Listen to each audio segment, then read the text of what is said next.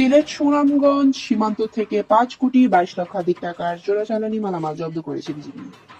গত 24 জানুয়ারি 2025 তারিখে গোপন সংবাদের ভিত্তিতে সিলেট ব্যাটালিয়নের দায়িত্বাধীন সিলেট ও সুনামগঞ্জ জেলার সীমান্তবর্তী বাংলা বাজার, শ্রীপুর, লবিয়া, কালাসাদেক, সোনারহাট, লাফার্স, দমদমিয়া, বিষ্ণুকান্দি ও সংগ্রাম বিওপির দায়িত্বপূর্ণ এলাকা থেকে পৃথক পৃথক অভিযান পরিচালনা করে বিপুল পরিমাণ ভারতীয় আর্যকর ব্যাটারি, চিনি, গরু, মহিষ, ক্লাব, জিপিএম, চকলেট, জিরা, শীতল কম্বল, কমলা, কোয়েকার ওটস, ফুচকা, মদ পাওয়া গেছে।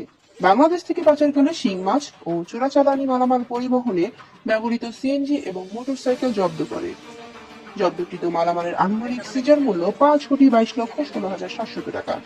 এই ব্যাপারে সিলেট ব্যাটালিয়নের অধিনায়ক লেফটেন্যান্ট কর্নেল মোহাম্মদ হাফিজুর রহমান বলেন, সীমান্তে নিরাপত্তা রক্ষা, চোরাচালান প্রতিরোধে বিজিবির আভিযানিক কার্যক্রম ও গোয়েন্দা তৎপরতা সর্বতভাবে অব্যাহত রয়েছে।